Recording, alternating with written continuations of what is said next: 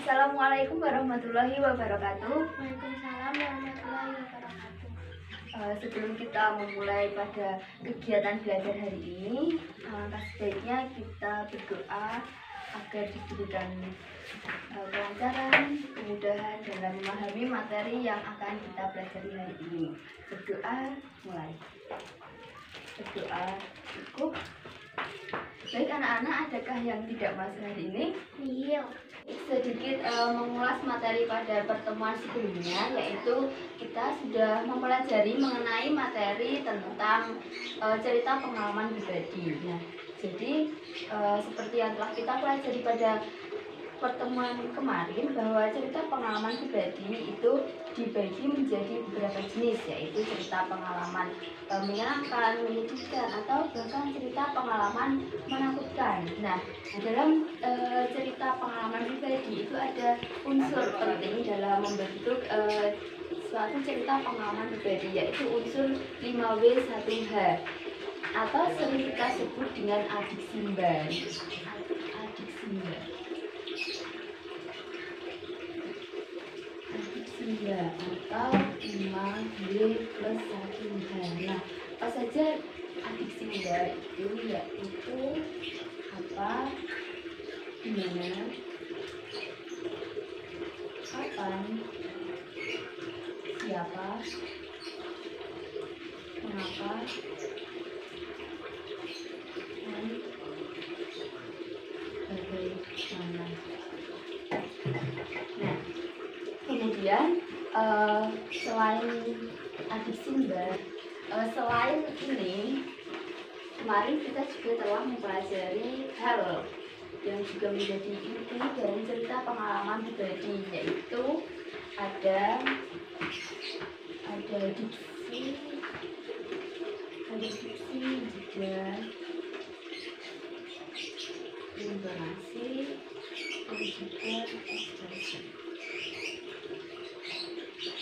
Nah,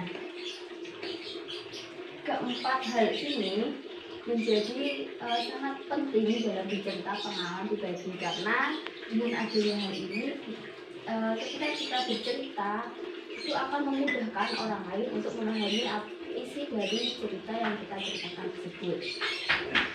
Empat materi ini, adakah yang ingin ditanyakan? Ya, Mbak Farel, apa yang ingin ditanyakan? Maksud dari penggunaan jeda dan bagaimana contohnya? Oke, maksud dari penggunaan jeda.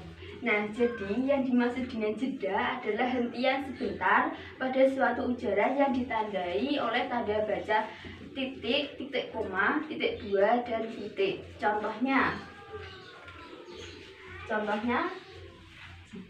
ya.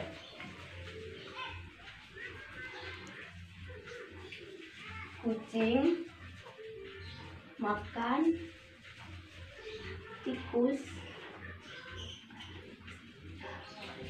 mati. Nah, jadi contoh penerapannya yaitu pada kalimat kucing makan tikus mati.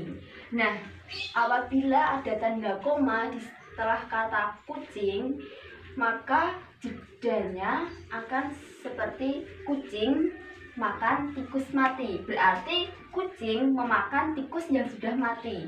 Nah, akan mempunyai perbedaan makna apabila tanda baca koma diletakkan pada kata setelah makan, yaitu akan menjadi kucing makan tikus mati.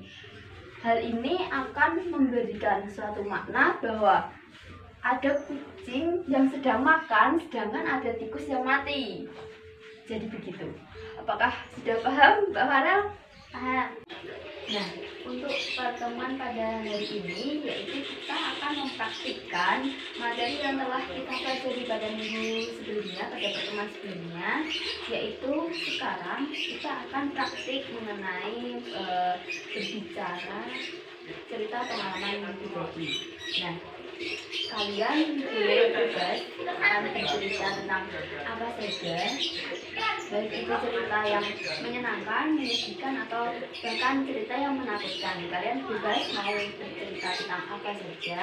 Kemudian untuk skemanya, pertama yang harus kalian lakukan adalah kalian menentukan dulu cerita apa yang akan kalian ceritakan nanti kepada teman-teman kalian. Kemudian kalian tuliskan cerita tersebut di lembar di buku. Nah, tujuannya untuk apa? Tujuannya untuk agar kalian bisa memilih diksi yang tepat untuk nanti diceritakan kepada teman kalian. Nah, kemudian setelah kalian menuliskan semua cerita tersebut, kalian baca kembali, kemudian ceritakan cerita tersebut kepada teman kalian di depan kelas tanpa membawa teks.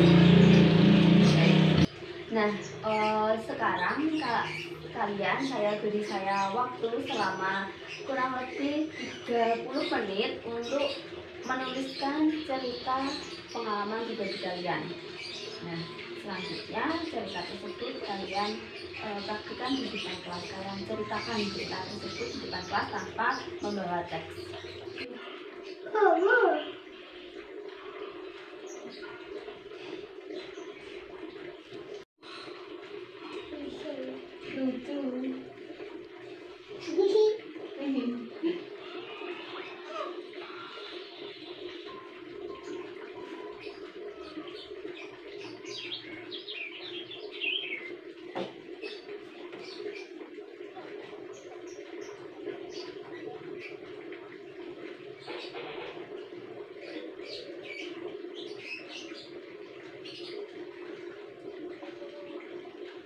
Nah, baik, saya rasa sudah cukup kalian dalam menuliskan cerita pengalaman pribadi kalian. Nah, selanjutnya kalian akan praktik cerita kalian di depan kelas atau praktik cerita kalian di depan kelas.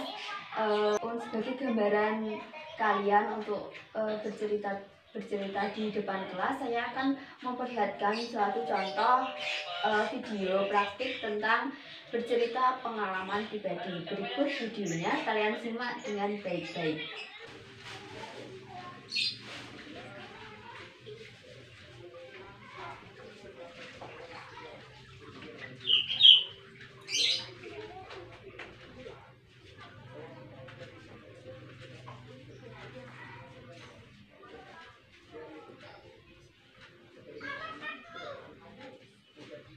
Karena sudah menyaksikan mengenai praktik video berbicara mengenai cerita pengalaman pribadi, nah sekarang saya persilahkan untuk kalian menceritakan pengalaman pribadi kalian di depan kelas.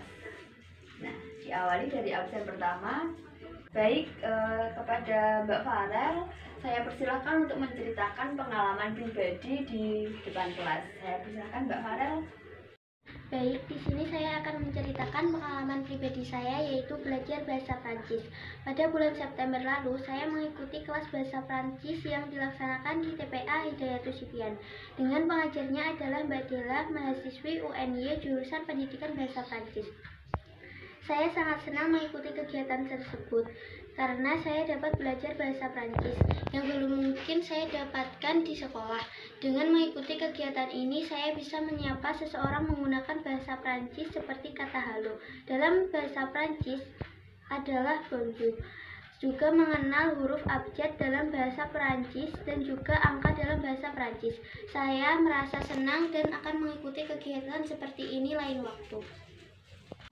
Baik, terima kasih kepada Mbak Farel yang sudah membagi pengalaman cerita pribadinya kepada kita semua. Nah, baik, karena pembelajaran pada hari ini sudah sangat baik, tentang praktiknya juga tadi sudah terlaksana dengan baik.